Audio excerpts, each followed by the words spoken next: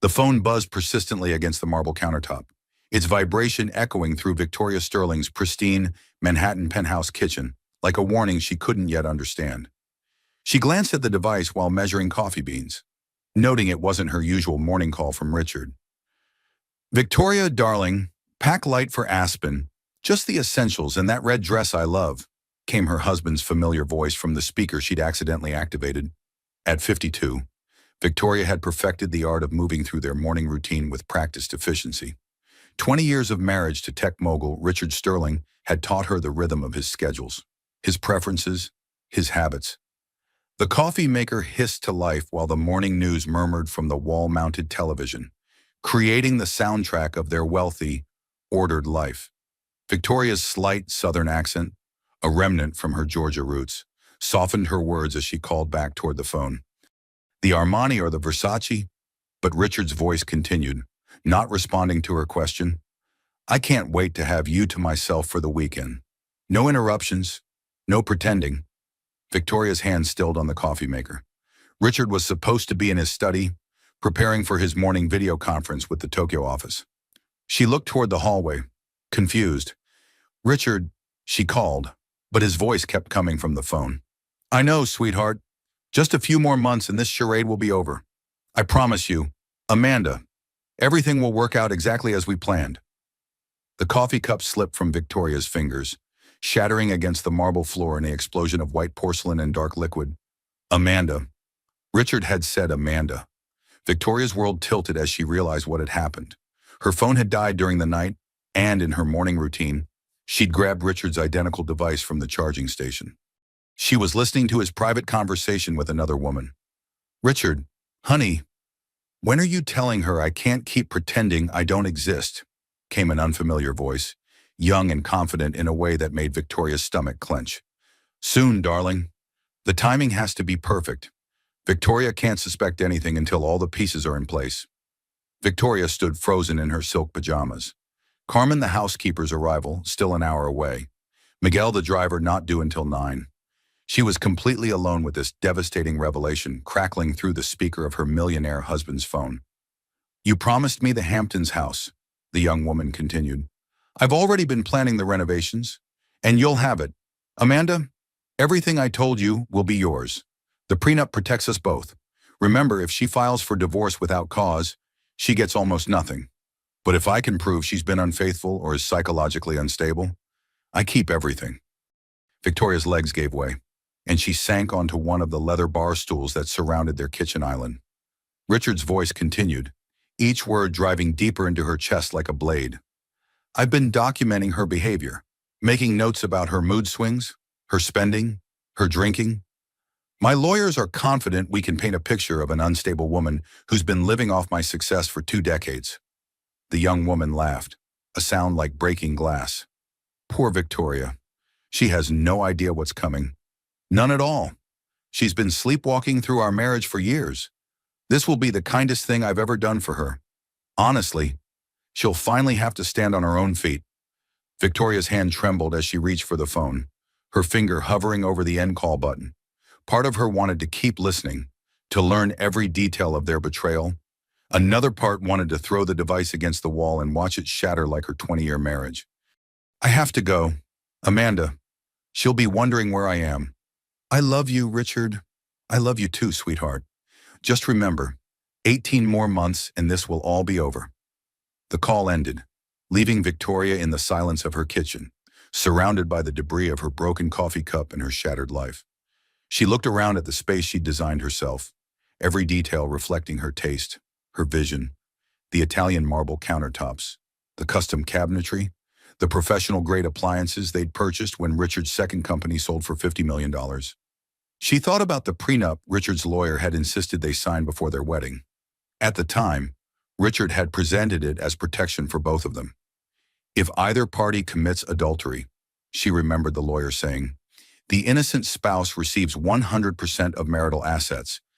Richard had claimed it would prevent either of them from ever being tempted to stray. Knowing the financial consequences would be devastating. Now she understood the real strategy. Richard had been planning this divorce for months, maybe years, carefully documenting anything he could use against her while conducting his own affair. The prenup he'd insisted would protect their marriage was actually designed to destroy her. Victoria's phone buzzed with a text from Sarah Chen, her best friend since college.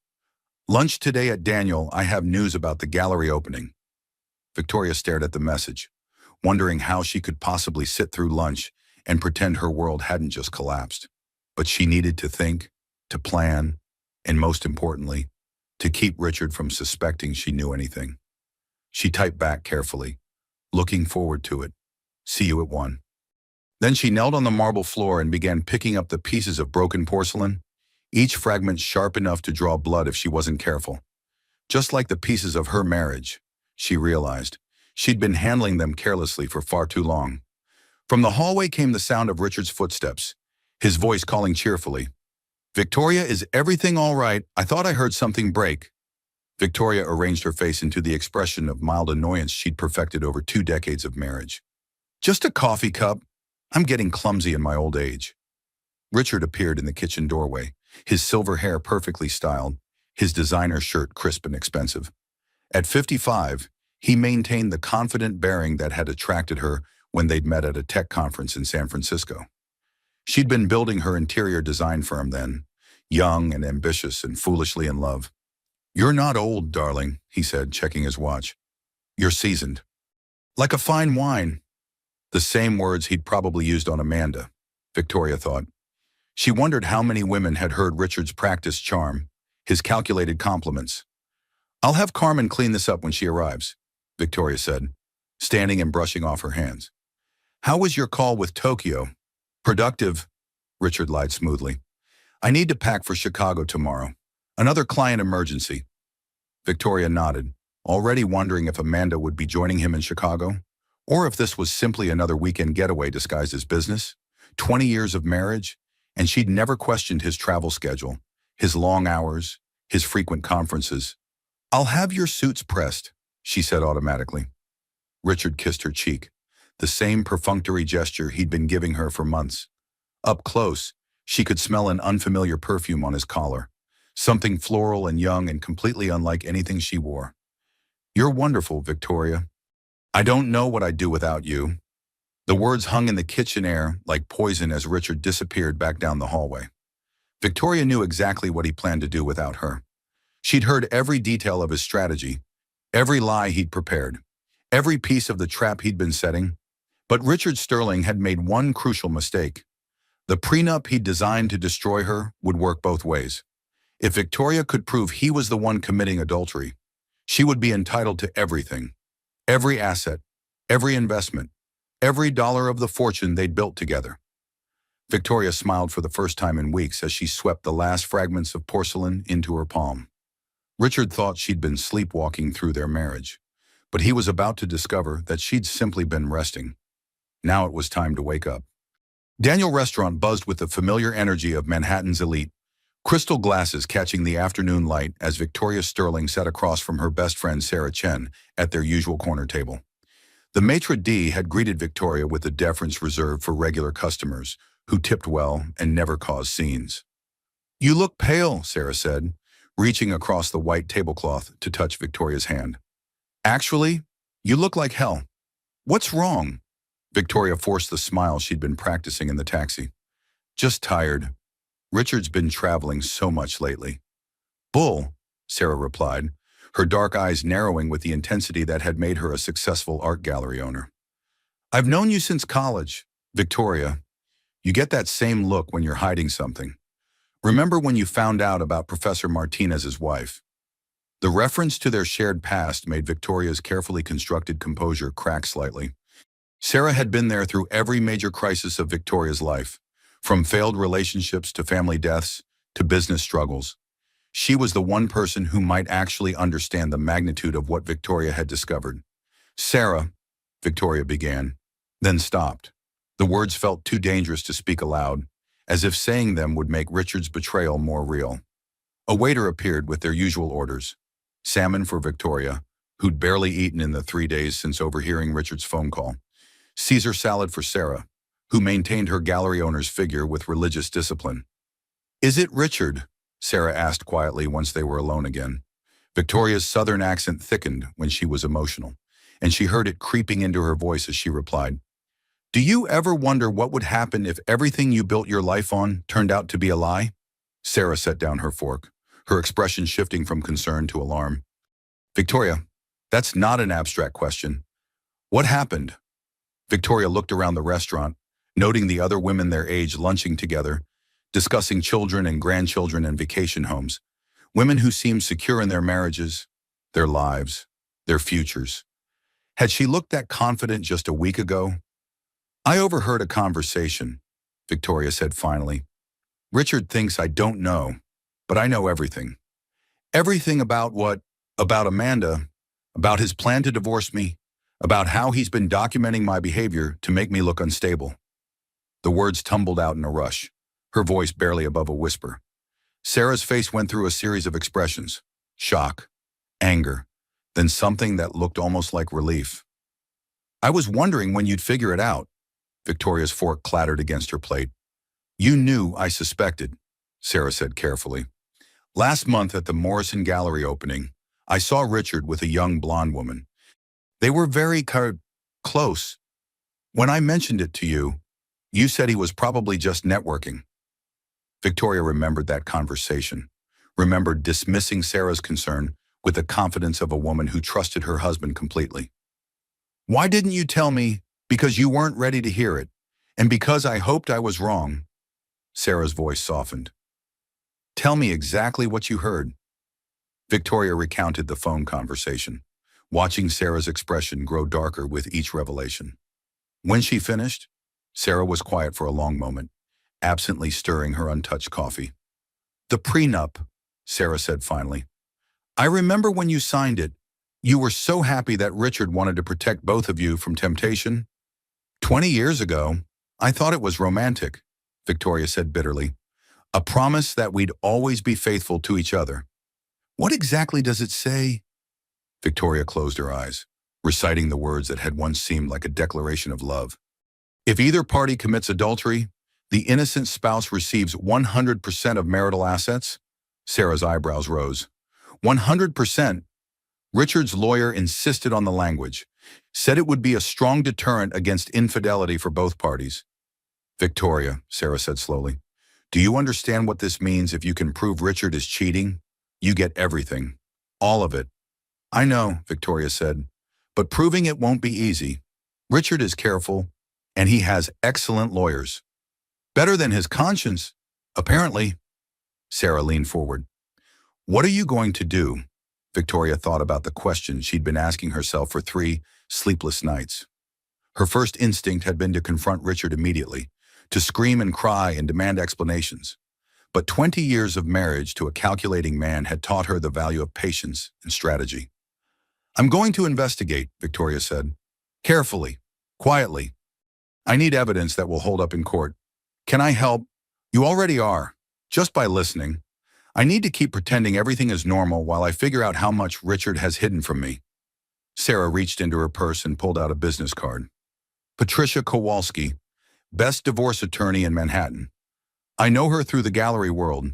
She's represented several wealthy women in nasty divorces." Victoria took the card, feeling its weight like a weapon. "Sarah, what if I'm wrong? What if there's an explanation? Honey, you heard him planning to frame you as unstable. You heard him promise another woman your house? There's no innocent explanation for that?" The truth of Sarah's words settled over Victoria like a heavy blanket. She thought about the life she'd built with Richard, the compromises she'd made. When they'd married, she'd been building a successful interior design firm, working with high-end clients, making a name for herself in Manhattan's competitive design world. Richard had convinced her to sell the firm after his first company's success, arguing that they didn't need the stress of 2 demanding careers. "I'll support you while you build your dream projects," he'd promised. "No more difficult clients or tight deadlines. You can take on only the jobs you love." But the dream projects had never materialized. Instead, Victoria had found herself managing their social calendar, their homes, their image.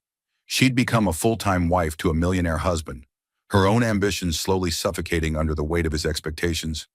"I gave up everything for him," Victoria said, surprised by the anger in her own voice. My business? My independence? My identity? I became exactly what he wanted me to be. And now he's throwing you away for a younger model, Sarah said bluntly. But Victoria, you're not the same woman you were 20 years ago. You're stronger now, even if you don't feel it. I feel like I'm drowning. Then learn to swim. Fast. Sarah signaled for the check. Start with the lawyer. Patricia will tell you exactly what evidence you need and how to get it. Victoria looked at the business card again, running her thumb over the embossed letters. Patricia Kowalski, attorney at law, specializing in high net worth divorce cases. What if Richard finds out I'm investigating him? Then you'll deal with it. But Victoria, you can't unknow what you know. This marriage is over. The only question now is whether you're going to let him destroy you or whether you're going to fight back. Victoria thought about Amanda's confident voice on Richard's phone, discussing renovation plans for the Hamptons house Victoria had decorated herself. She thought about Richard's careful documentation of her unstable behavior, his plan to paint her as a gold digger who'd contributed nothing to their marriage. I'm going to fight, Victoria said, her voice steady for the first time in days. Richard thinks I've been sleepwalking through our marriage, but he's about to find out I was just saving my energy. Sarah smiled, the first genuine smile Victoria had seen from her friend in months. There's the Victoria Sterling I remember, the one who built a design firm from nothing and scared the hell out of every competitor in Manhattan. That woman feels like a stranger to me now. Then it's time to reintroduce yourself. And Victoria, when this is over, you're going to be free, really free, for the first time in 20 years. Victoria left the restaurant with Patricia Kowalski's business card in her purse and a plan forming in her mind. Richard Sterling had spent months preparing to destroy her, but he'd made one crucial miscalculation. He'd underestimated the woman he'd married, the woman who'd been quietly watching and learning and preparing for a battle he didn't even know was coming. The prenup Richard had designed as her prison was about to become his own trap, and Victoria Sterling was going to make sure he fell into it. Victoria Sterling sat in her home office, the space she'd designed as a sanctuary but now felt like a war room. Richard had left for Chicago that morning, kissing her cheek with the same practiced affection he'd shown for months while promising another woman her house. The irony wasn't lost on her. She'd waited 2 hours after Miguel dropped Richard at the airport before beginning her investigation, her laptop open to their joint bank account statements. 20 years of marriage had given her access to most of their financial information, but she was beginning to understand how little she'd actually been paying attention. The credit card statements told a story she'd been blind to for months. Expensive restaurants she'd never visited, charged to Richard's American Express card on nights when he'd claimed to be working late. Le Bernardin last Tuesday, when he'd texted her that he was stuck in budget meetings. Four Seasons restaurant 3 weeks ago, when he'd said he was having dinner with potential investors. Victoria's fingers trembled as she scrolled through the charges. Each entry felt like a small betrayal, evidence of a parallel life Richard had been living while she arranged their dinner parties and managed their social calendar. Hotel charges appeared with suspicious frequency. The St. Regis in San Francisco, 2 nights when Richard had claimed he needed to travel alone to close a difficult deal. The Ritz-Carlton in Boston, charged to his corporate card but listed as personal expenses. Each hotel stay showed room service charges for 2, champagne and strawberries at prices that made Victoria's stomach turn. Romantic weekend getaways, she whispered to herself, charged to our account while I stayed home planning his birthday party. But it was the jewelry purchases that made her hands shake with rage. Tiffany charges appearing monthly, always for amounts that wouldn't trigger her attention, but collectively representing thousands of dollars. 2 identical diamond tennis bracelets purchased in March, one of which she'd never received. Matching earrings from Harry Winston, bought the same week Richard had told her they needed to be more careful with their spending. Victoria thought about her own jewelry box, filled with pieces Richard had given her over the years. How many of those gifts had he also purchased for Amanda? How many romantic gestures had been duplicated, mass-produced like their marriage had become? She opened their home computer's browser history, something she'd never thought to check in 20 years of marriage. Richard was usually careful about deleting his tracks, but he'd grown careless in recent weeks, probably confident that his trusting wife would never think to investigate. The searches made her nauseous. Best Divorce Lawyers Manhattan. How to Prove Spouse is Mentally Unstable. Prenup Enforcement, New York State.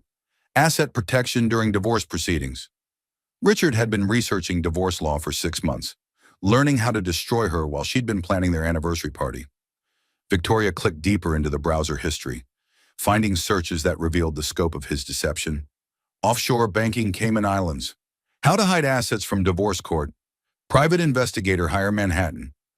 Durham, her millionaire husband had been planning this betrayal with the same methodical approach he brought to his business deals. Every detail calculated, every contingency planned, every possible weakness in her position identified and exploited.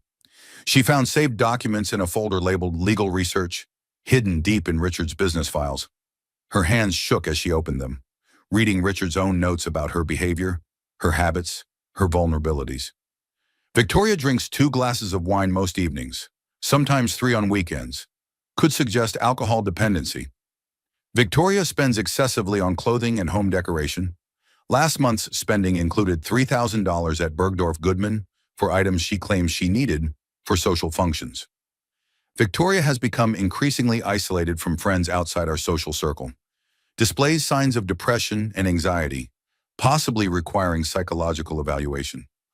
Each entry was dated and detailed, a careful construction of evidence designed to paint her as an unstable gold digger. Victoria realized that every conversation, every dinner party, every social interaction had been an opportunity for Richard to gather ammunition against her. But Richard's thoroughness would also be his downfall. In documenting her behavior, he'd also documented his own absences, his unexplained trips, his changing patterns. Victoria began making her own notes, cross-referencing his business meetings with the credit card charges and hotel receipts. The pattern became clear. Richard had been conducting his affair systematically, using his business travel as cover while building a case against Victoria's character. But he'd also left a trail of evidence that a competent attorney could use to prove his adultery. Victoria opened Richard's backup phone account, something she'd helped him set up years ago for international travel. He'd never changed the password, probably forgetting she had access. Her breath caught as months of text messages to Amanda loaded on the screen. Can't wait to see you in San Francisco. My love. Book the usual suite at the St. Regis. Victoria suspects nothing. She's too busy planning dinner parties to notice I'm planning our future. Just 18 more months until I can leave her. Then we'll have everything we've dreamed of. Amanda, you're getting half of everything I've built. The prenup ensures she gets almost nothing if I can prove she's unfit. Victoria read message after message, each one revealing new depths of Richard's betrayal. Amanda wasn't just his mistress. She was his accomplice in a calculated plan to steal Victoria's life. The photographs were the worst part. Richard and Amanda in Aspen, wearing matching ski outfits Victoria had helped him select. Amanda wearing the diamond tennis bracelet Victoria had never received. Richard's arm around Amanda's waist at restaurants Victoria recognized, places they'd gone together for anniversaries and special occasions. In one photo, Amanda was wearing Victoria's own cashmere coat, the one that had mysteriously disappeared from her closet 6 months ago. Richard had claimed the cleaning service must have lost it, had even offered to file an insurance claim. Now Victoria understood where it had gone. Her phone buzzed with a text from Richard. Chicago meeting's running late. Don't wait up. Love you. Victoria looked at the timestamp, then checked his credit card account. He'd charged dinner at Gibson's Bar and Steakhouse 20 minutes ago, but not a business dinner. The receipt showed champagne, oysters, and 2 entrees. Richard was dining with Amanda while texting lies to his wife. Victoria's anger crystallized into something cold and focused. Richard thought she was naive, trusting, and dependent. He'd built his entire strategy around her supposed weaknesses, never considering that those same qualities might make her dangerous when properly motivated. She began printing everything: bank statements, credit card charges, hotel receipts, text messages, photographs. Each page represented another piece of evidence in what would become Richard's destruction. He documented her life to use against her. Now she would document his betrayal to use against him. The backup phone buzzed with a new message from Amanda. Richard, honey, I found the perfect dress for the charity gala. It's the same designer Victoria always wears, but I look better in it. Victoria smiled grimly as she screenshot the message. Amanda's arrogance would be another weapon in her arsenal. Every boast, every insult, every casual cruelty was being preserved as evidence of their affair. By midnight, Victoria had assembled a comprehensive file of Richard's infidelity, financial evidence, digital communications, travel records, and photographic proof of his relationship with Amanda. But she knew it wasn't enough yet. She needed more, and she needed professional help to ensure her evidence would hold up in court. Tomorrow, she would call Patricia Kowalski. Tonight, she would continue playing the role of the trusting wife, the woman Richard thought he could easily discard. But inside, Victoria Sterling was transforming from victim to predator, and her prey had no idea he was being hunted. She closed the laptop and went upstairs to the bedroom she'd shared with Richard for 20 years. The room where he'd held her and promised to love her forever while planning to destroy her. For the first time in months, Victoria fell asleep easily, dreaming of justice and freedom and a future where Richard Sterling's lies could never touch her again. Victoria Sterling woke to the sound of rain against her bedroom windows and the buzz of Richard's backup phone, which she'd hidden in her nightstand drawer. She'd been monitoring his communications for a week now, building her case one lie at a time, but nothing had prepared her for the messages waiting when she opened the device. The text thread with Amanda revealed a level of planning that made Victoria's blood run cold. These weren't just the passionate exchanges of an affair. They were the detailed communications of two people plotting to steal her life. "Richard, darling," Amanda had written at midnight, "I've been thinking about our timeline. Are you sure 18 months isn't too long? I'm tired of hiding." Richard's response, sent from his Chicago hotel room while Victoria slept alone in Manhattan, was even worse. "Be patient, sweetheart. Victoria is more suspicious lately. I need more time to document her instability. The prenup requires ironclad proof of her unfitness. Anna, what if she finds out about us?" "She won't. Victoria lives in a bubble of designer clothes and charity lunches. She hasn't questioned my travel schedule once in 20 years. She's too dependent on the lifestyle I've provided to risk losing it." Victoria's hands shook as she read Richard's casual dismissal of her intelligence, his confidence that she would never threaten his plans. The man she'd loved for 2 decades saw her as nothing more than an obstacle to be removed. Amanda's response revealed even more disturbing details. "I can't wait to redecorate the Hamptons house. Those awful florals Victoria chose are so dated. I'm thinking modern minimalist. Maybe some Basquiat pieces for the living room? Whatever you want. Love, once the divorce is final, everything will be ours. The prenup ensures she gets almost nothing if I can prove adultery or mental instability on her part. How are you going to prove she's unstable? I've been documenting everything. Her drinking, her spending, her isolation from friends. My attorney thinks we can build a strong case that she's suffering from depression and possibly alcohol dependency. Combined with evidence of her affair, it should be enough." Victoria's breath caught. Richard was planning to frame her for infidelity while conducting his own affair with Amanda. The sheer audacity of his strategy was breathtaking. "What affair?" Amanda had asked. "Victoria doesn't seem the type." "She doesn't have one yet," Richard replied, "but she will. I'm going to create the evidence we need." Victoria set the phone down, her mind reeling. Richard wasn't just planning to divorce her, he was planning to destroy her reputation, her credibility, and her future. The prenup that was supposed to protect their marriage had become the weapon he would use to leave her with nothing. She scrolled through more messages, each one revealing new layers of their conspiracy. Amanda wasn't just some young mistress seduced by a married man. She was an active participant in planning Victoria's destruction, already making lists of which friends she wanted to keep and which social commitments she planned to abandon. "I ran into that awful Patricia Morrison at Bergdorf yesterday," Amanda had texted. "She asked me how I knew you. I told her I was consulting on your new office design. She seemed to believe it. Good thinking. The more people who see us together professionally, the better. It provides cover for our relationship." Victoria recognized Patricia Morrison's name. She was one of Victoria's oldest friends, someone who'd known her since before her marriage to Richard. That Amanda was already lying to Victoria's friends, already establishing herself in Victoria's social circle, felt like a violation beyond the affair itself. The photographs in their message thread were even more devastating. Amanda wearing Victoria's jewelry at restaurants Victoria had never visited. Amanda lounging by pools at resorts Richard claimed to visit for business conferences. Amanda in the passenger seat of Richard's Tesla, wearing the diamond earrings he'd given Victoria for their 15th anniversary. One photo made Victoria's stomach lurch.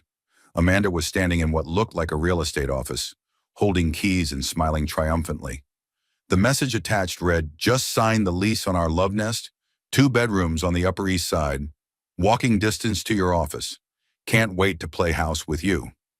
Richard had been setting up a second home with Amanda, while Victoria managed their primary residences. He'd been building a parallel life, complete with shared living space and joint financial commitments. Victoria found Amanda's Instagram account linked in one of their conversations. The young woman's profile was a carefully curated collection of luxury lifestyle photos, designer handbags, expensive dinners, exotic vacations. Many of the locations Victoria recognized as places she'd visited with Richard. But the photos were dated months after their trips. Richard had been taking Amanda to their special places, recreating romantic moments from his marriage while planning to end it. The betrayal felt like a physical assault, each image another blow to her sense of reality. Amanda's bio read, "Interior design consultant, living my best life in NYC." She'd stolen Victoria's profession along with her husband, presenting herself as an expert in the field Victoria had abandoned to support Richard's career. Victoria scrolled through Amanda's followers, recognizing several names from their social circle. People who knew Victoria and Richard as a couple were following his mistress, possibly unaware of the connection, but unknowingly validating Amanda's presence in their world. The most recent photos showed Amanda at events Victoria remembered attending alone, claiming Richard was traveling for business. The Marlborough Gallery opening last month, where Victoria had felt overdressed and out of place, Amanda had been there too, photographed with people Victoria knew, establishing herself as part of their social ecosystem. Victoria's phone rang, startling her from her investigation. Richard's name appeared on the screen, and she answered with the cheerful tone she'd been perfecting for weeks. "Good morning, darling. How was your evening in Chicago?" "Exhausting," Richard lied smoothly. "Client dinners always run too late. I'm looking forward to being home tonight." Victoria checked Amanda's Instagram story, posted just hours ago.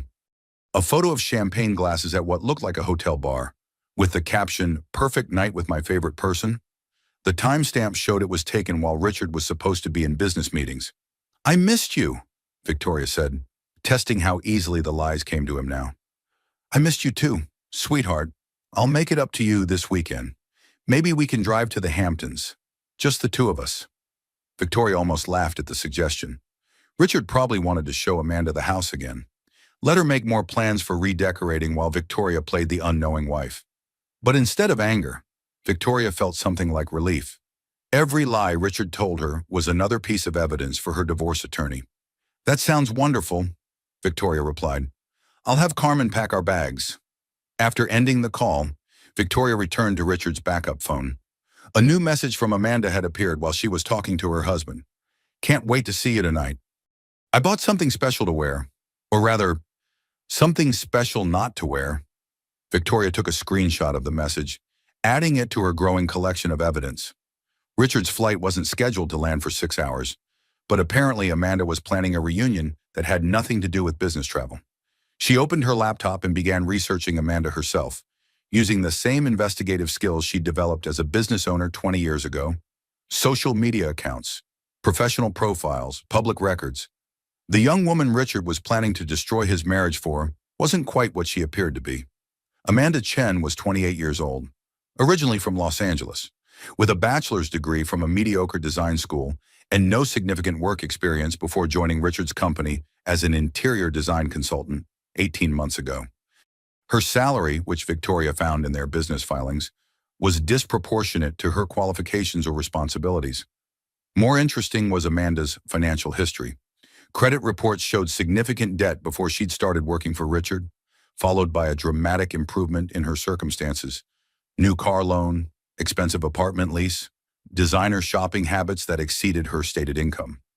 Richard had been supporting Amanda's lifestyle while telling Victoria they needed to be more careful with their spending. Victoria found Amanda's previous social media posts before she'd started curating her image as a successful Manhattan professional.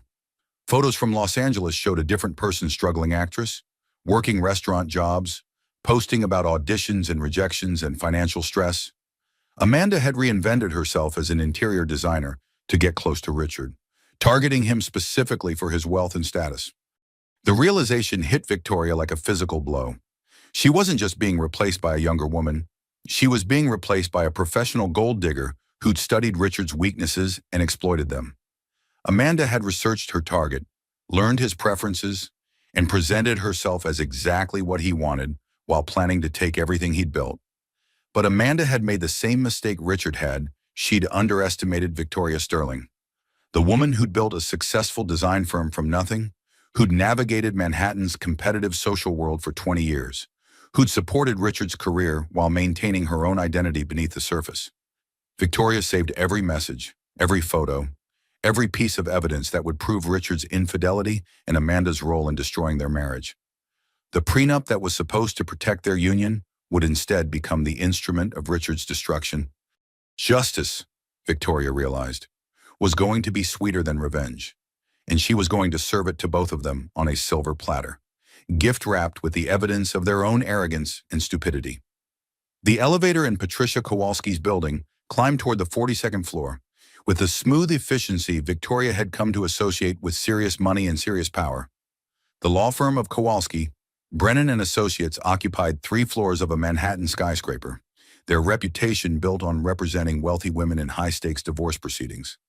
Victoria clutched her leather portfolio containing 2 weeks' worth of evidence against Richard and Amanda.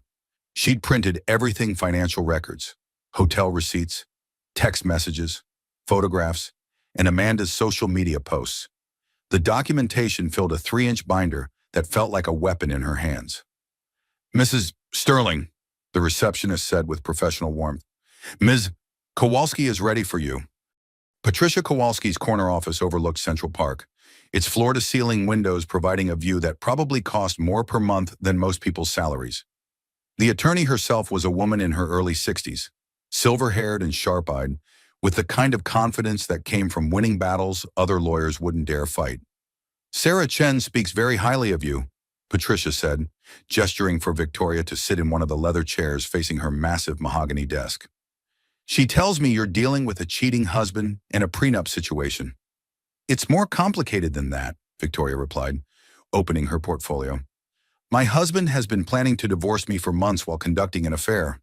He's been documenting my behavior to make me appear unstable, hoping to use our prenup against me." Patricia's eyebrows rose slightly. "Tell me about this prenup." Victoria recited the term she'd memorized 20 years ago.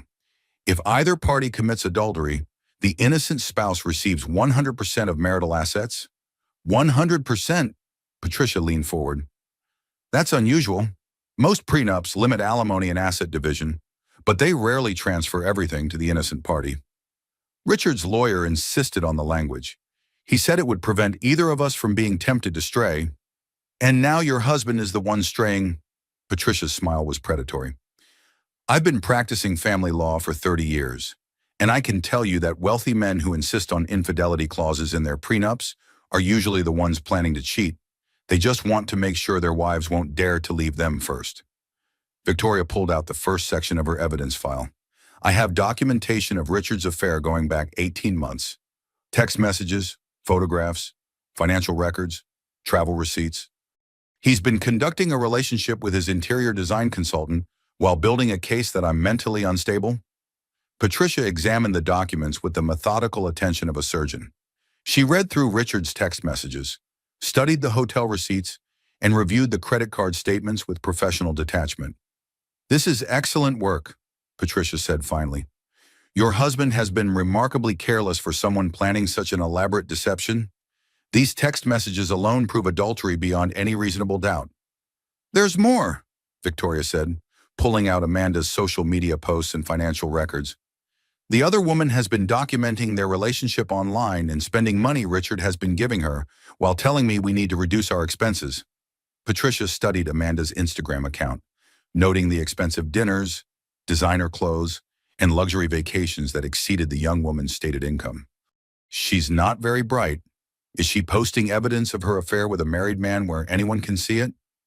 Richard doesn't think I'm smart enough to investigate them. Well, he's about to learn otherwise."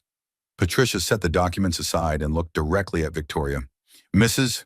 Sterling, with this evidence, you have an excellent chance of enforcing your prenup exactly as written. Your husband's adultery is provable, which means you would be entitled to receive 100% of marital assets. What does that include exactly? Patricia consulted the financial documents Victoria had provided. Based on these records, your husband's assets include approximately $12 million in various accounts: your Manhattan penthouse, the Hamptons house, his Tesla, a portfolio of investments, and his shares in 2 technology companies. Under the prenup terms, all of it would become yours. Victoria felt a wave of satisfaction that surprised her with its intensity. Richard thinks the prenup protects him. He's been telling Amanda she'll get half of everything. He's wrong on both counts. The prenup protects the innocent spouse, which is you, and his mistress has no legal claim to marital assets. Patricia paused, studying Victoria's face. Are you prepared for what this process will involve? Your husband won't give up $12 million without a fight. What kind of fight? He'll challenge your evidence, claim the affair never happened, possibly argue that you're the one who's been unfaithful. Wealthy men facing financial ruin become very creative in their desperation. Victoria thought about Richard's plan to frame her for infidelity, his documentation of her supposed mental instability. He's already planning to claim I'm unstable and unfaithful. I have evidence of his strategy. Then we'll be ready for him. Patricia's confidence was reassuring. Mrs. Sterling, I've represented many women in situations similar to yours. 50-something women who discover their husband's affairs and realize they've been living with strangers. Some of them fall apart under the pressure. Others find strength they never knew they had. Which kind do you think I am? The kind who spent 2 weeks building an airtight case against a man who thought she was too naive to notice his betrayal? The kind who documented every lie while playing the perfect wife? You're stronger than you realize. Victoria felt something shift inside her chest, a loosening of fear she'd been carrying since overhearing Richard's phone call. What happens next? We continue gathering evidence while preparing our case. I want to hire a private investigator to document your husband's current activities and verify the information you've provided. We'll also need forensic accountants to examine his financial records for hidden assets. Hidden assets. Patricia pointed to several entries in Richard's bank statements. These transfers to offshore accounts concern me. Men like your husband often try to hide money before filing for divorce. If he's been moving assets to accounts you don't know about, we need to find them before he can claim they don't exist. The thought that Richard might be stealing from their joint assets while planning to leave her with nothing made Victoria's anger flare again. How long will this take? Gathering evidence and preparing our case. 3 to 6 months, depending on how cooperative your husband's attorneys are. But Mrs. Sterling, you have something most of my clients don't have. What's that? Time and the element of surprise? Your husband doesn't know you're aware of his affair. That gives us a significant advantage in gathering evidence and preparing our strategy. Victoria left Patricia's office with a retainer agreement and a sense of purpose she hadn't felt in months. The attorney had confirmed what Victoria had suspected: Richard's careful planning would become his downfall, and the prenup he'd designed to trap her would instead become his prison. But as she walked through Manhattan toward her empty penthouse, Victoria realized the legal battle was only part of her transformation. For 20 years, she'd been Richard Sterling's wife, her identity wrapped up in his success and their shared life. Soon, she would be Victoria Sterling again, independent and free, but also starting over at 52. The prospect was terrifying and exhilarating in equal measure. Richard thought he was discarding her for a younger model, but he was actually setting her free to become the woman she'd been before she'd met him. And that woman, Victoria was beginning to remember, had been formidable. The coffee shop Patricia had chosen for the meeting was the kind of anonymous Manhattan place where conversations disappeared into the background noise of espresso machines and laptops. Victoria arrived early, claiming a corner table where she could watch the door while reviewing the notes she'd prepared for this encounter. Jake Morrison appeared precisely on time, a man in his early 50s with the kind of weathered face that suggested he'd seen enough human nature to surprise him anymore. He wore a simple gray suit and carried a leather messenger bag that looked like it had survived multiple investigations. Mrs. Sterling, he said, extending a hand as he approached her table. Patricia Kowalski speaks very highly of you. Victoria shook his hand. noting the firm grip and direct eye contact. "She says you're the best private investigator in Manhattan for this kind of case." "I've been tracking cheating spouses for 15 years, Jake replied, settling into the chair across from her. "Your husband's not as smart as he thinks he is." "You've already looked into him. Patricia gave me the basics. Richard Sterling, tech entrepreneur, currently conducting an affair with a woman named Amanda Chen while planning to divorce his wife. What I want to know is what evidence you've already gathered." Victoria pulled out a condensed version of her evidence file, watching Jake's expression as he reviewed the text messages, financial records, and photographs. His face remained neutral, but she caught his slight nod of approval as he examined her documentation. "This is thorough work," Jake said finally. "You've proven the affair beyond any reasonable doubt. What do you need from me? Patricia thinks Richard may be hiding assets in offshore accounts. I also want current surveillance to document his activities with Amanda. If this goes to court, I want evidence that can't be challenged." Jake made notes on a small pad, his handwriting surprisingly neat for a man with such rough hands. "Hidden assets are common in high-net-worth divorces. Men like your husband usually start moving money months before filing divorce papers. The offshore transfers you found are definitely suspicious. Can you trace them with the right forensic accountant?" "Yes, but Mrs. Sterling, I need to ask you something, and I want you to be completely honest with me." Victoria tensed. "What? Are you prepared for what we might find? In my experience, wealthy men who plan elaborate divorces usually have more secrets than just affairs. Your husband may be involved in financial improprieties, tax evasion, even business fraud. Are you ready to learn everything about the man you've been married to for 20 years? The question hit Victoria harder than she'd expected. For weeks, she'd been focused on proving Richard's adultery and protecting herself from his divorce strategy. But Jake was right. Men who lied to their wives about fundamental aspects of their lives rarely limited their deception to personal relationships. "I need to know everything," Victoria said. "Whatever you find, I can handle it." "Good, because in cases like this, the affair is usually just the tip of the iceberg." Jake closed his notebook and leaned forward. "I'm going to put your husband under surveillance starting tomorrow. I'll document his meetings with Amanda, verify the locations you've identified, and look for any activities you might not be aware of." "What kind of activities?" "Other women, for starters. Men who cheat with colleagues often have multiple affairs, business meetings that aren't really business meetings, financial transactions that don't match his stated income or known assets."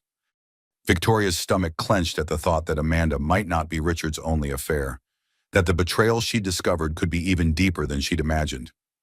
"I also want to investigate Amanda Chen more thoroughly," Jake continued. "Her background, her finances, her previous relationships. Women who target wealthy married men often have patterns of behavior that can be useful in court." "You think she's done this before?" "Young woman with no significant work experience suddenly employed as a highly paid consultant by a tech company. She either has extraordinary qualifications no one else has noticed, or she has other skills that aren't listed on her resume." Jake's cynicism was oddly comforting. Victoria had been feeling like a fool for not noticing Richard's affair sooner, but Jake treated the situation as routine. Another case of wealthy man's midlife crisis that could be solved with proper documentation and legal strategy. "There's something else," Jake said, pulling out a small recording device. "Patricia mentioned that your husband has been documenting your behavior to build a case that you're unstable. I want to turn that strategy against him." "How?" "We're going to record him. Not illegally, nothing that can't be used in court. But if he's planning to claim you're mentally unstable while conducting an affair with a woman half his age, we want documentation of his actual behavior and state of mind." Victoria thought about the possibilities. "Richard talks in his sleep sometimes, especially when he's been drinking. He said things about Amanda, about their plans." "Perfect. A recording device in your bedroom could capture incriminating statements he makes unconsciously. In New York, you have the right to record conversations in your own home." The idea of turning their bedroom into a surveillance site felt like a violation, but Victoria realized their marriage had already been violated beyond repair.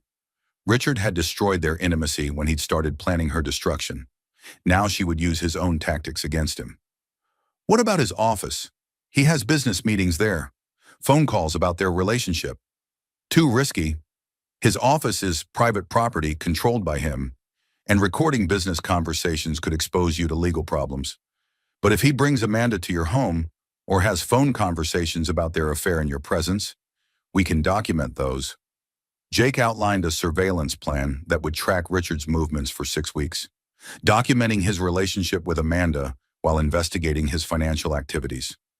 The cost was substantial, but Patricia had assured Victoria that successful enforcement of the prenup would more than cover all legal and investigative expenses. "One more thing," Jake said as they prepared to leave. "Your husband is going to notice changes in your behavior eventually. Men who are planning to leave their wives often become hyper-aware of any signs that their plans have been discovered. You need to be careful not to tip him off before we have everything we need. I've been playing the perfect wife for 3 weeks. I can keep it up. Can you? Because in my experience, women in your situation go through stages. First shock, then anger, then a desire for confrontation. You're in the anger phase now, but you haven't hit the point where you want to make him suffer for what he's done to you." Victoria considered Jake's warning.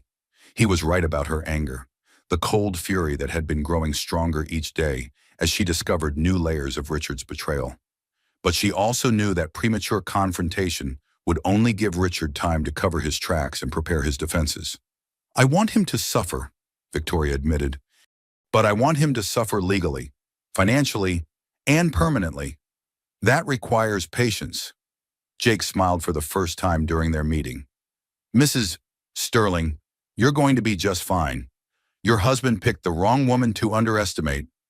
As Victoria walked home through Central Park, she reflected on how much her life had changed in just 1 month. She'd gone from trusting wife to private investigator to potential divorcee seeking justice through the legal system. Each step had revealed strengths she'd forgotten she possessed, skills she'd developed during her years as a business owner that could be adapted to fighting for her future. Richard Sterling thought he was discarding her for a younger model, but he was actually liberating a woman who'd been quietly building power and knowledge for 2 decades. And that woman was about to show him exactly how dangerous it was to underestimate someone who had nothing left to lose and everything to gain. Victoria Sterling stood in her penthouse kitchen, the same marble countertop where she'd first overheard Richard's betrayal, now serving as her command center for revenge. 6 weeks of surveillance by Jake Morrison had provided devastating evidence of Richard's affair, his financial deceptions, and his plans to destroy her. Now it was time to turn his own strategy against him. Richard entered the kitchen, checking his phone with the distracted air of a man managing multiple lives. "Good morning, darling. Any plans for today?" "Actually, yes," Victoria said, her voice bright with manufactured enthusiasm. "I've been thinking about your 50th birthday next month. I want to throw you a proper celebration." Richard's expression shifted slightly, caught off guard by her unexpected initiative. For months, Victoria had been withdrawing from their social obligations, claiming fatigue or headaches. Her sudden interest in party planning didn't match the pattern of behavior he'd been documenting for his attorneys. "That's thoughtful, Victoria, but I was hoping for something quieter this year. Maybe just dinner with a few close friends." "Nonsense," Victoria replied, pulling out the notebook where she'd been planning this trap for weeks. 50 is a milestone. We should celebrate properly. I'm thinking the Hamptons house. Maybe 60 guests, catered by Daniel. Something worthy of your success." She watched Richard's face carefully, noting the conflict between his desire to appear normal and his obvious discomfort with a large celebration that would require extensive planning and coordination. A party would mean guest lists, schedules, and logistics that could interfere with his affair and his divorce timeline. "Victoria, that sounds expensive and complicated. Maybe we should wait until next year when business is less demanding." "Richard Sterling, you've built 2 successful companies and accumulated $12 million in assets. I think we can afford to celebrate your accomplishments properly." Victoria's tone was playfully chiding, but she watched his reaction to her mention of their total wealth. Richard's eyes narrowed slightly. Victoria had never shown much interest in their exact financial position, preferring to let him manage their investments and business affairs. Her sudden knowledge of their net worth was a deviation from her usual pattern of benign neglect. "How do you know our assets total $12 million? Richard asked carefully. "I've been paying more attention to our finances lately, Patricia Morrison mentioned that her husband always involves her in their investment decisions, and I realized I've been too passive about our money. Victoria's explanation was reasonable and delivered with perfect casual confidence.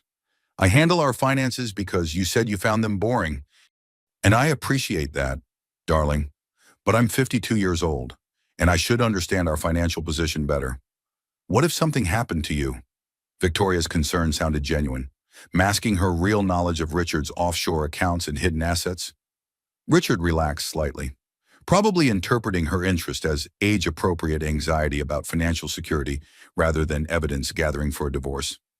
Of course, I'll have my accountant prepare a summary of our holdings for you. Thank you. Now, about your party. I really think we should do something special.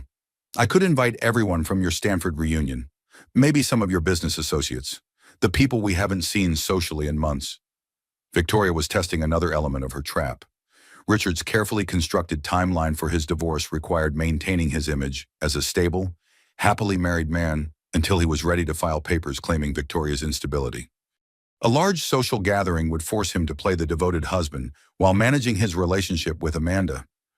I suppose a small celebration wouldn't hurt, Richard said slowly.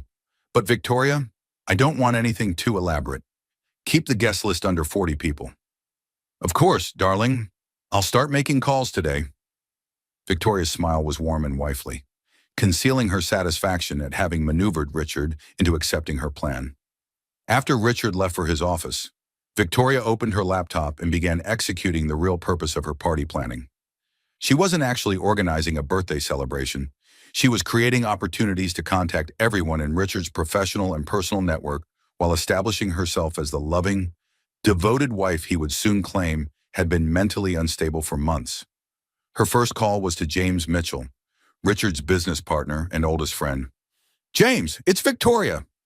I'm planning a surprise 50th birthday party for Richard next month and wanted to make sure you could attend. That's wonderful. Victoria, Richard's lucky to have someone who puts so much thought into celebrating him. Well, after 20 years of marriage, I want to show him how much I appreciate everything he's built for us. He's been working so hard lately, traveling constantly for business. I sometimes feel like I barely see him anymore. Victoria's tone was affectionate, but tinged with just enough wistfulness to plant seeds of sympathy. If Richard later claimed she'd been neglectful or unsupportive, James would remember her as a loving wife concerned about her husband's demanding schedule. Richard does work too hard, James agreed, but he's always been driven. Even in college, he was obsessed with becoming successful. I just want him to know how proud I am of everything he's accomplished. Sometimes I worry he doesn't realize how much I admire him. By the end of the call, James was convinced that Victoria Sterling was a devoted wife planning a heartfelt celebration for her hardworking husband. When Richard's attorneys later tried to paint her as an unstable, neglectful spouse, James would contradict their narrative with evidence of her loving behavior. Victoria made similar calls throughout the morning, contacting business associates, college friends, and social acquaintances.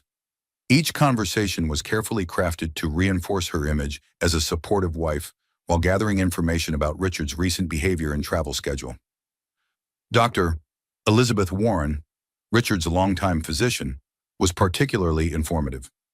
Victoria, how thoughtful of you to plan this celebration. Richard mentioned during his last appointment that he was concerned about your mood lately. He seemed to think you might be going through a difficult period. Victoria's grip tightened on the phone. Richard had been discussing her with their doctor, probably laying groundwork for his claims about her mental health. I have been feeling a bit overwhelmed lately. Richard travels so much for business, and I sometimes feel lonely rattling around in that big penthouse by myself. That's perfectly understandable. Many women your age experience mood changes, especially when their routines are disrupted by their spouse's work demands. Have you considered talking to someone about your feelings? I probably should. Do you have any recommendations for therapists who specialize in helping women adjust to midlife changes? Victoria's request sounded natural and healthy, not the behavior of someone suffering from mental instability. If Richard later claimed she'd been refusing treatment for psychological problems, Dr. Warren would remember her proactive approach to addressing her concerns. But the most important call came from Patricia Morrison, the friend Amanda had lied to about her relationship with Richard. Victoria, darling, of course I'll attend Richard's party. I was just thinking about you yesterday when I ran into that young woman who said she was working on your office design. My office design? Victoria's pulse quickened. I'm not redesigning my office. That's what I thought. She seemed confused when I mentioned it, claimed she was consulting on multiple projects for Richard's company. Very pretty girl, probably late 20s. Blonde hair, expensive clothes. Did she give you her name? Amanda something? Chen. I think she seemed eager to establish that she knew you and Richard well.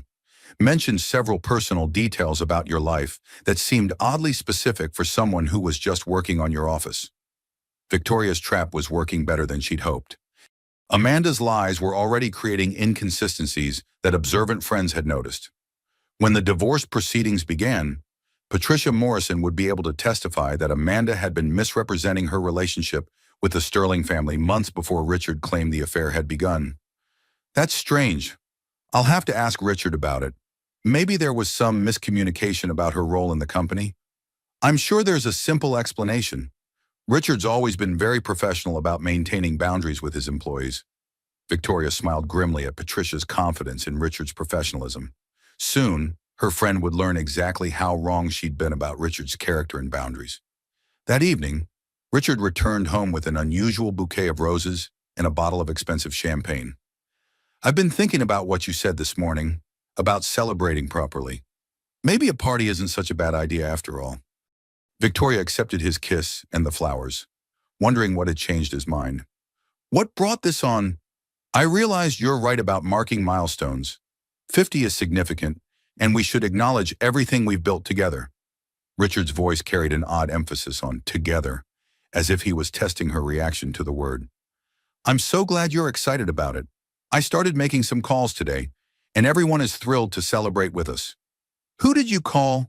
Victoria listed the names carefully, watching Richard's expression for signs of concern or recognition. When she mentioned Dr. Warren and Patricia Morrison, she caught a flicker of something that might have been worry. You called Elizabeth Warren, just to make sure she and David could attend. She mentioned that you'd been concerned about my mood lately. I appreciate you looking out for my well-being. Darling? Richard's smile was strained. I just want to make sure you're happy. Victoria, you've seemed distant lately, and I worry about you when I'm traveling. I have been feeling lonely. All your business trips, the late meetings, the weekend conferences. Sometimes I feel like I'm married to a ghost. Victoria's tone was wistful rather than accusatory, but she was sending a clear message she'd noticed his absences and their impact on her emotional state. Business has been demanding lately, but things should calm down after this Chicago project is finished. Victoria knew from Jake's surveillance that Richard's Chicago trips had nothing to do with business and everything to do with weekend getaways with Amanda. But she also knew that his lies were being documented, recorded, and added to her ever-growing file of evidence. I understand, darling. Your success has given us everything we have.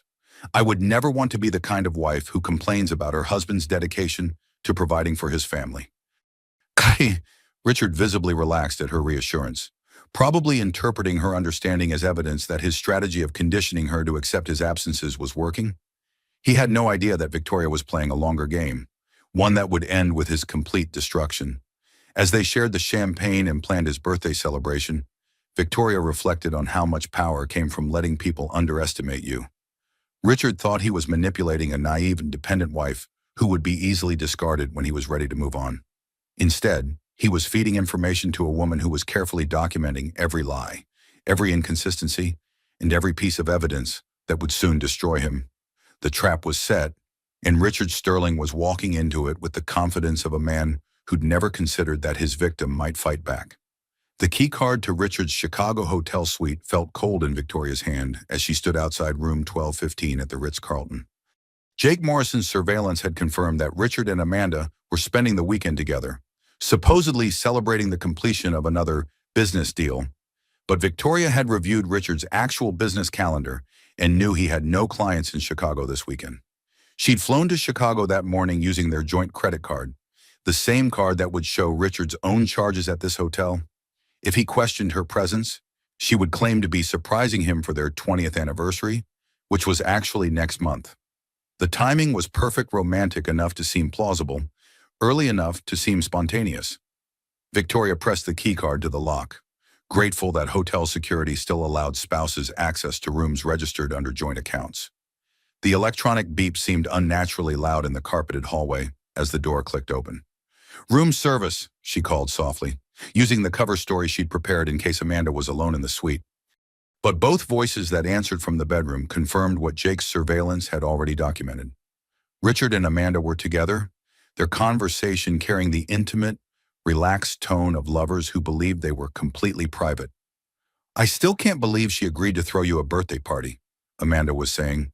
"After everything you've told me about her mental state, planning a big social event seems like it would be too stressful for her." "Victoria always rises to the occasion when appearances matter," Richard replied. "It's one of the few things she's still good at, playing the perfect wife when people are watching." Victoria moved quietly through the suite's living room, noting the expensive champagne, the scattered clothes, the intimate atmosphere that Richard was financing with their joint assets while planning to claim she was an unfit wife. "When are you going to tell her about us?" Amanda asked. "After her little party. I want the social performance, the perfect hostess routine, all documented for my attorneys. The more normal she appears in public while I'm building my case about her private behavior, the more unstable she'll seem when I reveal the truth about our marriage." Victoria stopped outside the bedroom door, her heart pounding with a mixture of rage and vindication. Richard was confirming everything she suspected about his strategy while providing her with evidence that would destroy him. "I can't wait to see the look on her face when you serve her divorce papers," Amanda said. 20 years of playing house with you, and she never suspected you were planning to leave her? She's not very bright, Amanda. Attractive enough for social functions, competent at managing household staff, but she's never been intellectually curious about anything that matters. She's the perfect traditional wife for a man who doesn't want complications." Victoria's southern accent emerged despite her attempt to control it as she stepped into the bedroom doorway. "Hello, darling. I hope I'm not interrupting anything important." The scene that greeted her was exactly what Jake's surveillance had predicted. Richard and Amanda in hotel robes, sitting on the king-size bed with champagne glasses and what appeared to be wedding magazines spread around them. Amanda's hand was on Richard's chest, her expression intimate and possessive. Richard's champagne glass shattered against the marble floor as Victoria's presence registered. "Victoria, what are you doing here?" "Surprising my husband. Of course. Our 20th anniversary is next month, and I thought a romantic weekend in Chicago would be perfect." Victoria's tone was bright and cheerful, as if she hadn't just discovered her husband with his mistress. Amanda immediately tried to distance herself from Richard, pulling her robe tighter and moving toward the far side of the bed. "Mrs. Sterling, this isn't what it looks like. Really, because it looks like my husband is sharing a hotel suite with a woman half his age while telling me he's here on business?" Victoria's voice remained pleasant, conversational, but her eyes were calculating as she noted every detail of the scene. "Amanda is here for the client meetings," Richard said desperately. "She's been consulting on the design aspects of the Chicago project." Victoria walked further into the room, casually examining the wedding magazines scattered across the bed.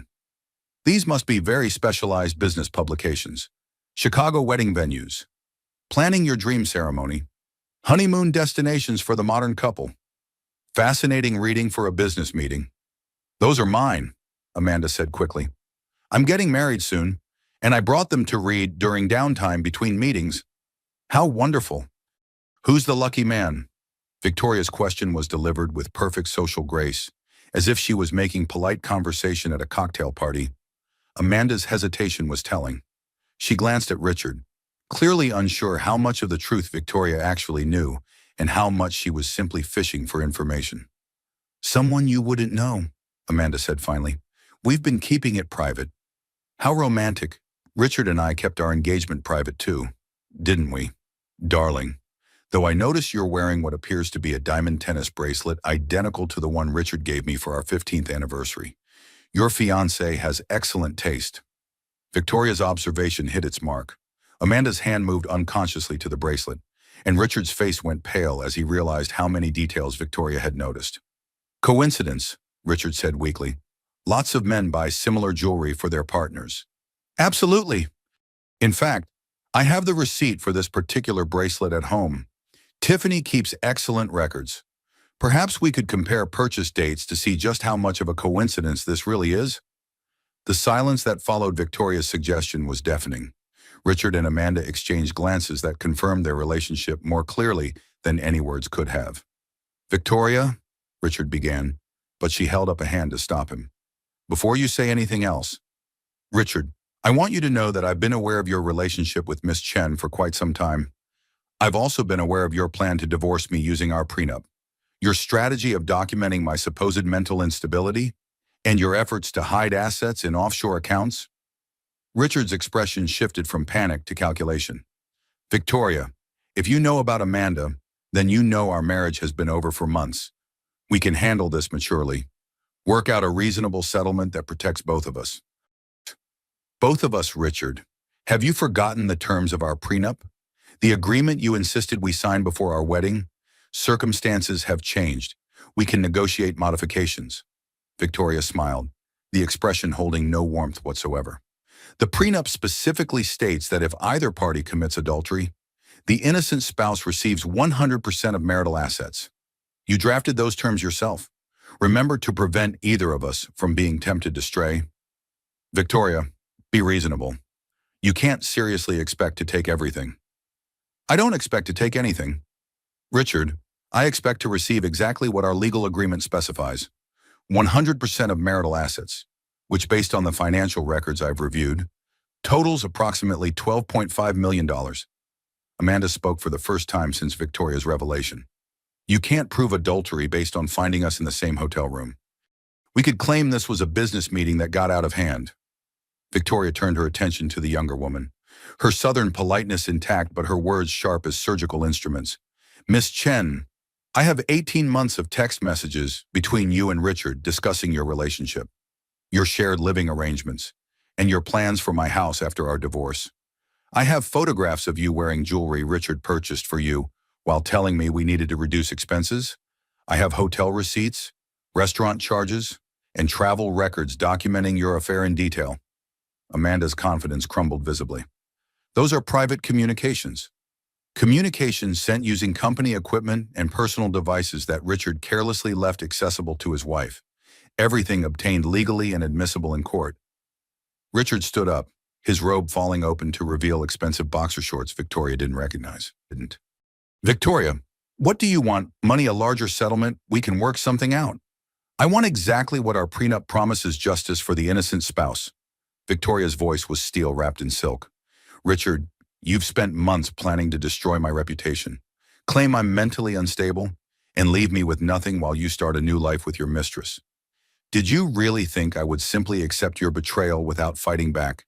You don't understand the legal complexities involved. Prenups can be challenged, especially when circumstances have changed significantly." Victoria laughed, a sound that made both Richard and Amanda visibly uncomfortable. "Richard, I've spent the last 2 months working with Patricia Kowalski, the best divorce attorney in Manhattan. I have a private investigator who's documented every detail of your affair. I have forensic accountants tracing your hidden assets. Your own strategy of careful documentation is about to destroy you." "This is ridiculous," Amanda said, standing and moving toward her clothes. "Richard, tell her we're not going to be intimidated by some scorned wife with delusions of grandeur." Victoria's smile widened. "Miss Chen, you should probably call your own attorney. While you have no legal claim to marital assets, you may face civil liability for your role in destroying a marriage. Some states allow innocent spouses to sue third parties for alienation of affection." The threat wasn't entirely accurate, but Victoria watched with satisfaction as Amanda's face went white with fear. The young woman who'd been so confident about stealing Richard's wealth was discovering that her actions might have legal consequences she hadn't considered. "Amanda, pack your things," Richard said quietly. "This conversation is over." "No, Richard," Victoria replied. "This conversation is just beginning. But you're right about one thing: Amanda should leave. What happens next is between husband and wife." As Amanda gathered her clothes and belongings, Victoria noticed that many of the items were expensive pieces she'd never seen before. Richard had been financing his mistress's wardrobe while claiming business expenses were straining their budget. This isn't over, Victoria, Amanda said as she prepared to leave. Richard loves me, not you. Your marriage has been dead for years. You're absolutely right, Victoria agreed. My marriage died the moment Richard decided to betray our vows. But Miss Chen, Richard's capacity for love died long before he met you. You're not getting the devoted husband you think you're winning. You're getting a man who spent months lying to someone he promised to honor and protect. What makes you think he'll treat you any differently? Amanda left without responding, but Victoria caught the flicker of doubt in her eyes. The younger woman was beginning to understand that she'd attached herself to a man whose word was worthless and whose loyalty could be purchased. Alone with Richard, Victoria felt 20 years of marriage crystallizing into this single moment of truth. The man she'd loved, supported, and built a life with was staring at her with the calculation of a stranger evaluating an opponent. What happens now, Victoria? Now you learn the consequences of underestimating the woman you married, Victoria replied, settling into the suite's leather chair as if she owned it. Richard, did you really think I would spend 20 years building a life with you without developing the intelligence to protect myself when that life was threatened? Richard sat heavily on the bed, running his hands through his silver hair. Victoria, I never meant for you to find out this way. You never meant for me to find out at all. Your plan was to slowly convince everyone that I was mentally unstable while you conducted your affair, then divorce me claiming I was an unfit wife who deserved nothing. Our marriage hasn't been working for years. You know that. What I know is that you've been planning this betrayal for 18 months while I trusted you completely. Every business trip, every late meeting, every weekend conference was an opportunity for you to build a relationship with another woman while documenting my supposed failures as a wife. Richard's phone buzzed with a text message. He glanced at it, and Victoria saw his face change as he read whatever Amanda had sent. Trouble in paradise already? Victoria asked. She's upset. This isn't how we planned to tell you. How did you plan to tell me, Richard? At my birthday party next month, in front of all our friends? Or were you going to wait until you had me committed to a mental health facility? Richard's silence was answer enough. Victoria realized that his original plan had been even more cruel than she'd imagined. He'd intended to destroy her reputation completely before revealing his affair, ensuring that no one would believe her version of events. 20 years, Victoria said softly.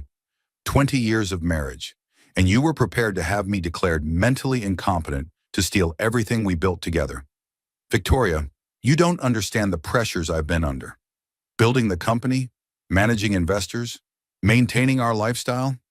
You've had the luxury of not working while I carried all the financial responsibility. The luxury of not working.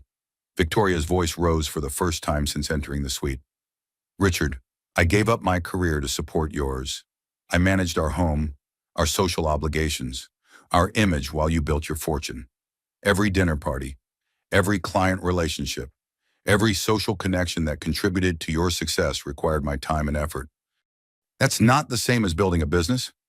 Isn't it? I built the life that allowed you to focus entirely on making money.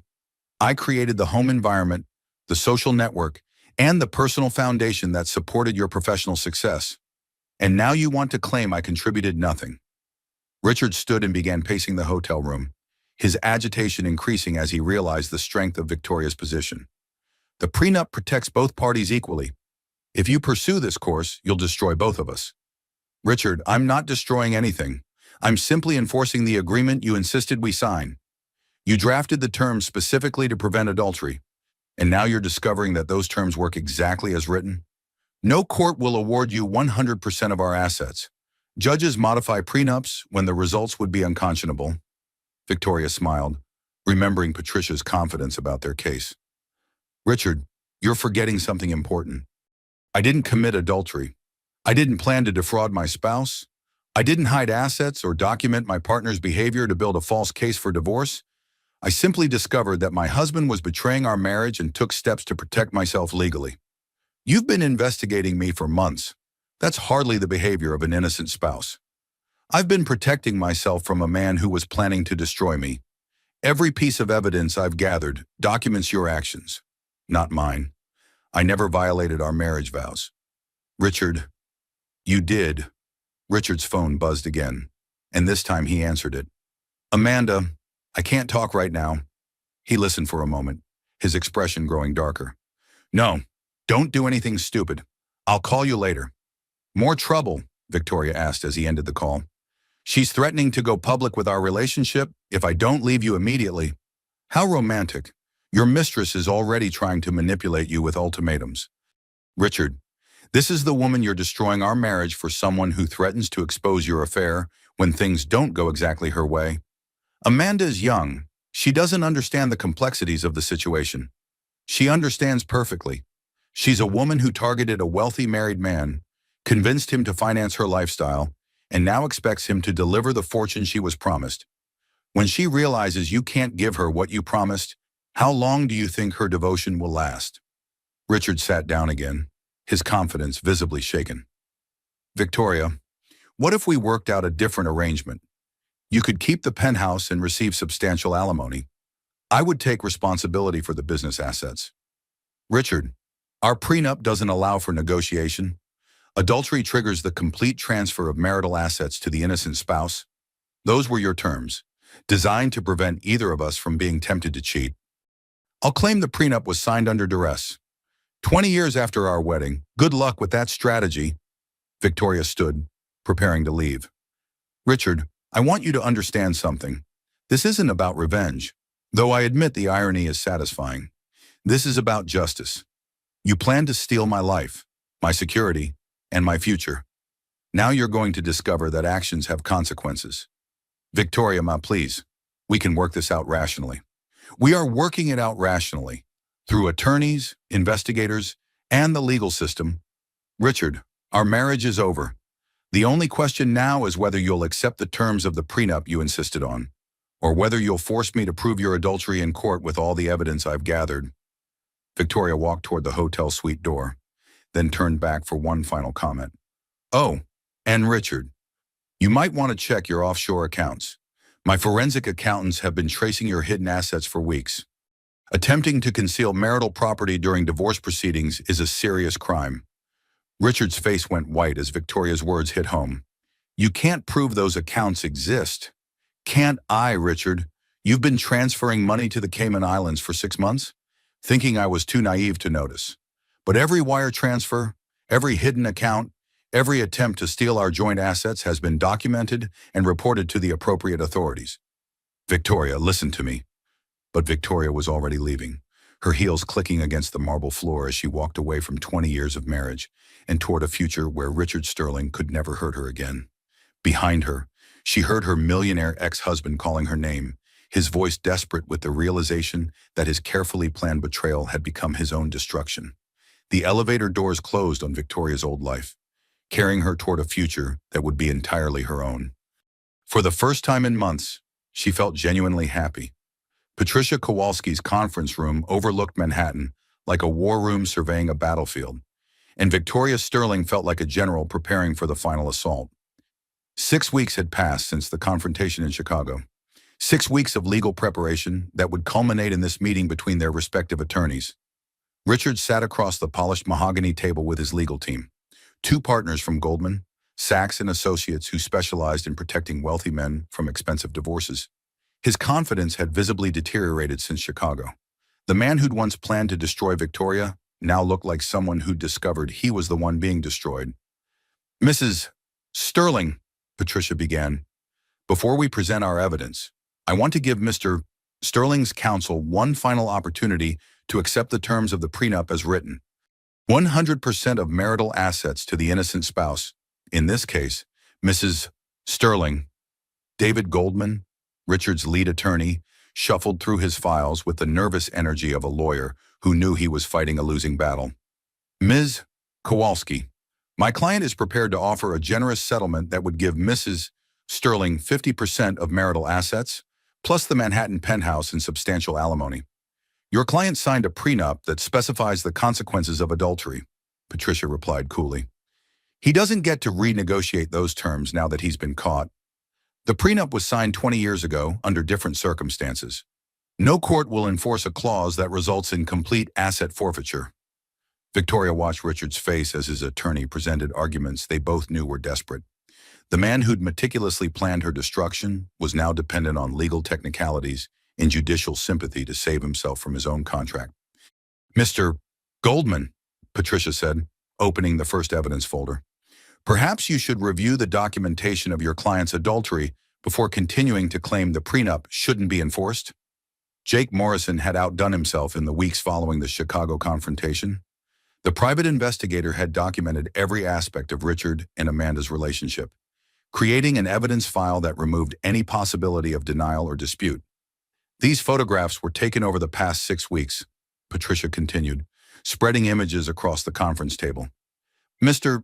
Sterling and Miss Chen entering and leaving her Upper East Side apartment, which bank records show he's been paying for since their relationship began." Richard's attorney examined the surveillance photos with growing dismay. Jake had captured dozens of images showing Richard and Amanda together in clearly romantic contexts, holding hands while walking through Central Park, kissing outside expensive restaurants, shopping together at jewelry stores where Richard continued to purchase gifts for his mistress. "Circumstantial evidence," Goldman said weakly. "These photos don't prove adultery." "Then perhaps these will," Patricia replied, opening a second folder containing printed text messages and emails. 18 months of digital communications between Mr. Sterling and Miss Chen, discussing their sexual relationship, their shared living arrangements, and their plans for Mrs. Sterling's assets after the divorce. Victoria watched Richard's face as Patricia read excerpts from his own messages. "Can't wait to wake up next to you every morning. Amanda. Victoria has no idea how much I love you. Once the divorce is final, everything will be ours." "These messages were obtained illegally," Goldman protested. "They should be excluded from consideration." "Actually, they weren't," Patricia corrected. "These communications were sent using company equipment and stored on accounts accessible to Mrs. Sterling as Mr. Sterling's spouse. Everything was obtained legally and is fully admissible." Richard's second attorney, Sarah Brennan, tried a different approach. "Even if adultery can be proven, the prenup's penalty clause is unconscionable. No reasonable person would agree to forfeit 100% of their assets for infidelity. Mr. Sterling not only agreed to these terms, he insisted on them," Patricia replied. "His own attorney drafted the prenup specifically to include this clause, arguing that the severe penalty would prevent either spouse from being tempted to stray." Victoria spoke for the first time during the meeting, her voice steady and clear. "Richard told me the prenup would protect our marriage by making the consequences of infidelity too severe to risk. He was right about the consequences." Richard finally looked directly at her, his expression a mixture of anger and desperate appeal. "Victoria, you don't understand what you're doing. If you take everything, you'll destroy more than just me. My companies employ hundreds of people." "Your companies will continue to operate under new ownership," Victoria replied. "The employees you're concerned about will be protected. But Richard, you should have considered those consequences before you decided to betray our marriage." Patricia opened a third evidence folder, this one containing financial records that made Richard's attorneys visibly uncomfortable. "We also need to address Mr. Sterling's attempts to hide marital assets in offshore accounts." The forensic accountants Victoria had hired had traced Richard's financial deceptions with devastating thoroughness. Over 6 months, he transferred nearly $2 million to accounts in the Cayman Islands and Switzerland, apparently planning to claim these assets didn't exist when the divorce proceedings began. "These transfers represent marital property that Mr. Sterling attempted to conceal from his spouse," Patricia explained. "Under New York law, such actions constitute financial fraud and can result in criminal charges." Goldman's face went pale as he reviewed the financial evidence. "My client was simply diversifying his investment portfolio. By opening secret accounts and transferring money without his spouse's knowledge or consent, Mr. Goldman, your client committed a felony." Richard leaned forward, his voice tight with controlled panic. "Victoria, if you pursue criminal charges, you'll destroy everything we built together. The publicity alone will ruin both companies. Richard, you were prepared to have me declared mentally incompetent to steal our assets. Did you consider the publicity implications of that strategy?" Victoria's question hit its mark. Richard had been willing to destroy her reputation to achieve his goals. Now he was discovering that his own reputation and freedom were at risk.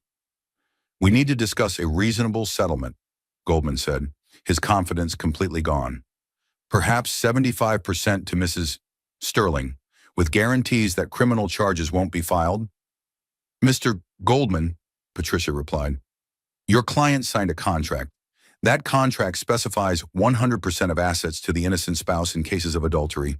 Your client committed adultery, attempted financial fraud, and planned to frame his wife for mental instability. He's getting exactly what he deserves. Richard's phone buzzed with a text message. He glanced at it, and Victoria saw his expression change from desperation to something approaching defeat. Trouble with Amanda? Victoria asked. Richard didn't answer, but his attorney's next statement revealed the scope of his problems. Ms. Kowalski, we should inform you that Miss Chen has indicated she may testify against Mr. Sterling in exchange for immunity from civil liability. Victoria felt a surge of satisfaction. Amanda's loyalty had lasted exactly as long as it took her to realize that Richard couldn't deliver the wealth he'd promised. Now the woman who'd helped plan Victoria's destruction was preparing to betray her co-conspirator to save herself.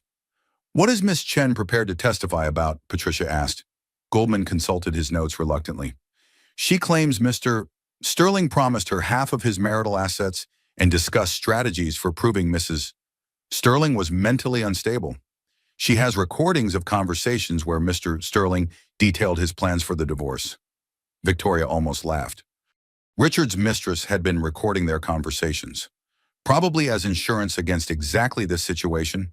The man who documented Victoria's behavior to use against her had been documented by his own lover.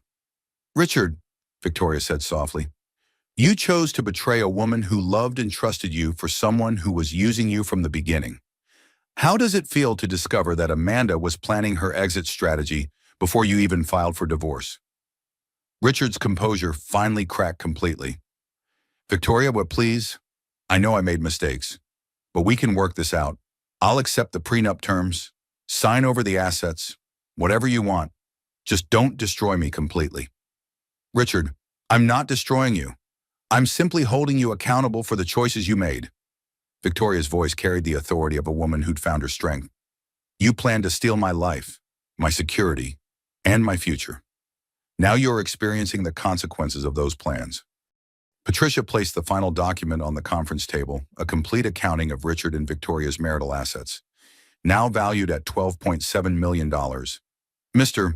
Sterling, you have 24 hours to accept the terms of your prenup. If you refuse, we'll file for divorce and present all evidence of your adultery and financial fraud in open court. Richard stared at the document, his 20-year plan to control and discard his wife reduced to a single moment of legal reckoning. Everything he'd built, everything he'd accumulated, everything he'd planned to share with Amanda was about to become Victoria's property. And if I agree to the terms, you'll retain your personal possessions and whatever assets you acquired before the marriage. Mrs. Sterling will receive 100% of marital assets, as specified in the prenup you insisted on signing. Richard looked around the conference room, probably calculating whether he had any remaining legal options. His attorney's expressions suggested he didn't. I need time to consider. 24 hours, as Patricia repeated. After that, this becomes a public matter, and Miss Chen's testimony becomes part of the court record. As the meeting ended, Victoria felt a transformation she hadn't expected. For months, she'd been fighting to protect herself from Richard's betrayal. Now she realized she'd been fighting for something more, her right to live without fear, without deception, and without the constant threat of someone who claimed to love her while planning her destruction. Richard Sterling had taught her that trust could be weaponized, that love could be manipulated, and that 20 years of marriage could be discarded for the promise of something younger and more exciting. But he'd also taught her that she was stronger than he'd ever imagined, smarter than he'd ever given her credit for, and more dangerous than he'd ever feared. Tomorrow, Richard would sign the papers that transferred everything to Victoria. The prenup that was supposed to protect their marriage would instead become the instrument of his complete defeat, and Victoria Sterling would finally be free to build a life that belonged entirely to her.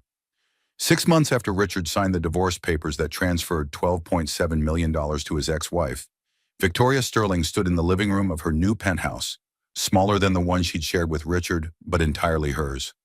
Sunlight streamed through floor-to-ceiling windows that overlooked Central Park, illuminating the space she'd designed to reflect her own taste rather than someone else's expectations.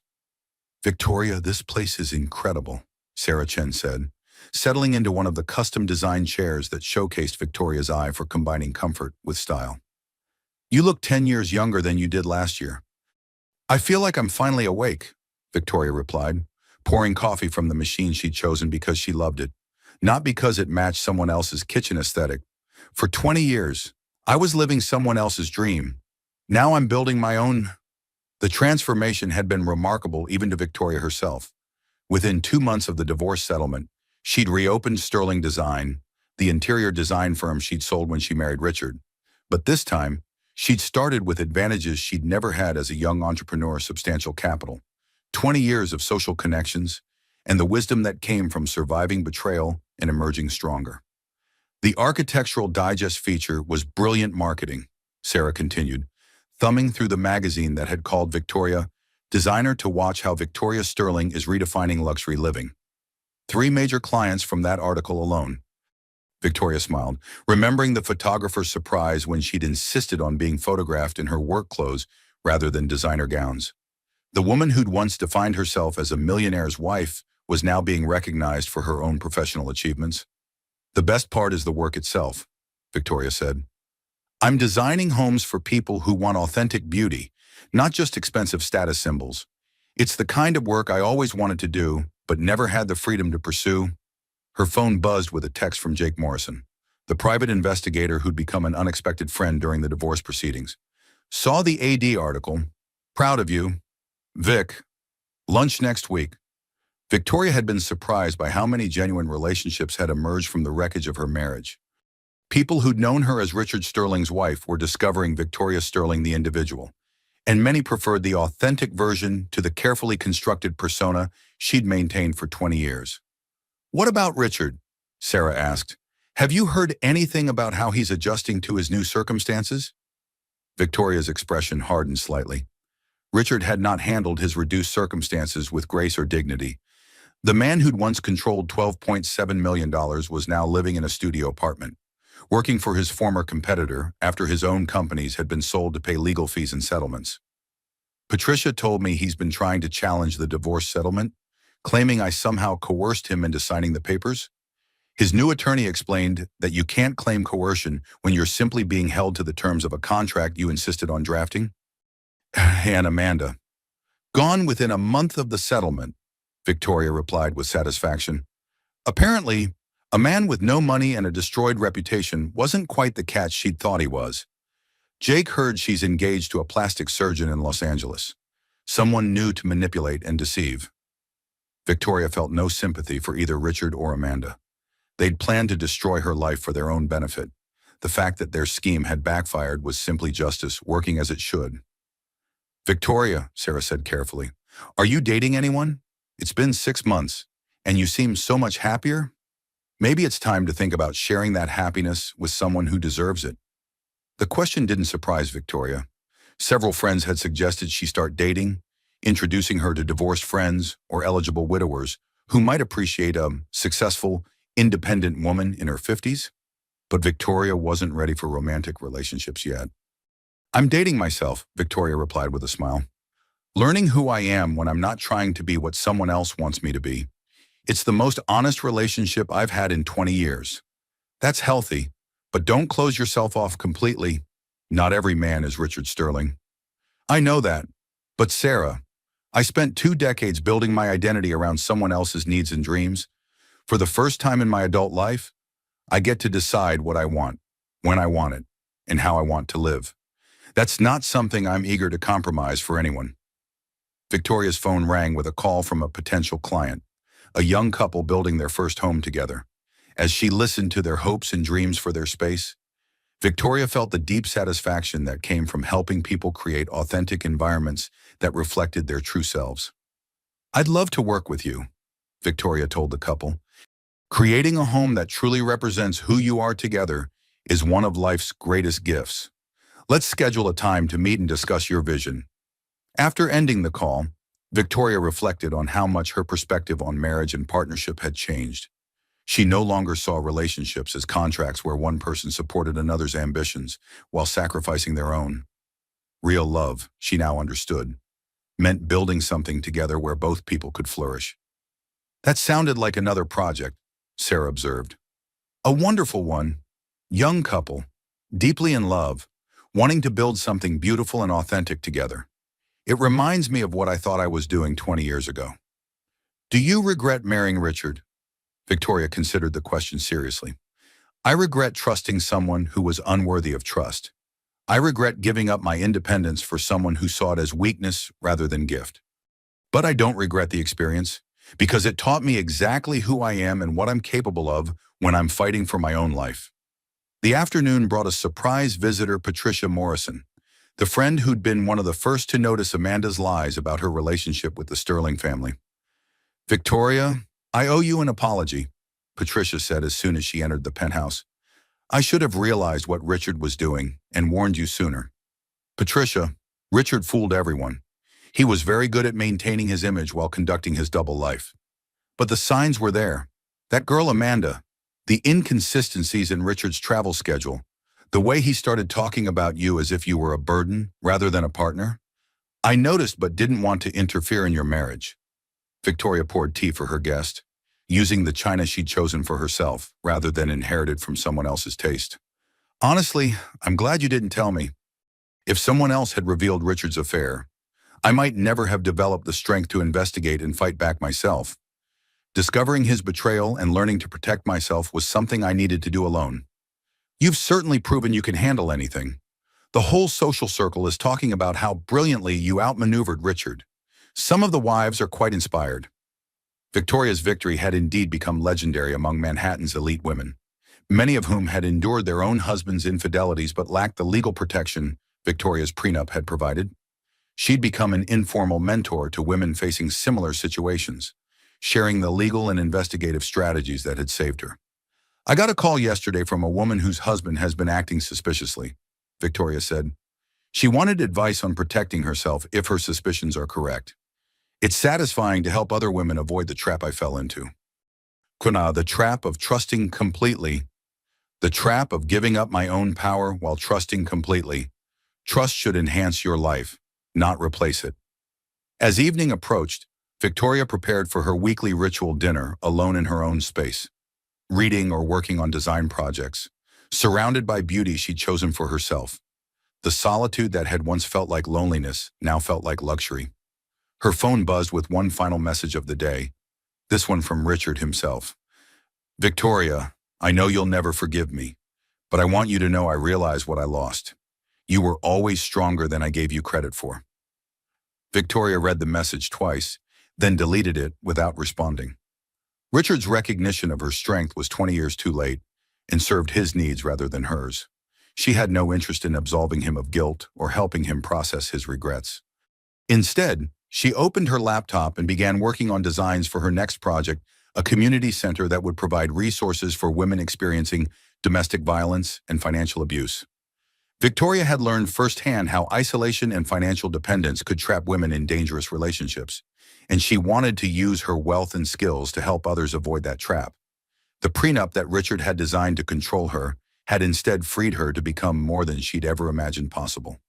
At 53, Victoria Sterling was successful, independent, and genuinely happy for the first time in decades. The story that had begun with betrayal and devastation had become one of transformation and triumph. Victoria Sterling had discovered that the most important relationship she could build was the one with herself, and that foundation would support whatever she chose to build in the future. Richard had tried to steal her life, but he'd actually given her something far more valuable, the knowledge that she was strong enough to survive anything and wise enough to build something better from the ruins of what had been destroyed. As she watched the sun set over Central Park from her windows, Victoria raised a glass of wine to toast the woman she'd become and the life she'd fought to claim. The prenup promise had been fulfilled, but not in the way Richard had intended. Instead of protecting a marriage built on deception, it had protected a woman brave enough to demand the truth and strong enough to fight for justice. The future belonged entirely to Victoria Sterling, and she intended to make it magnificent.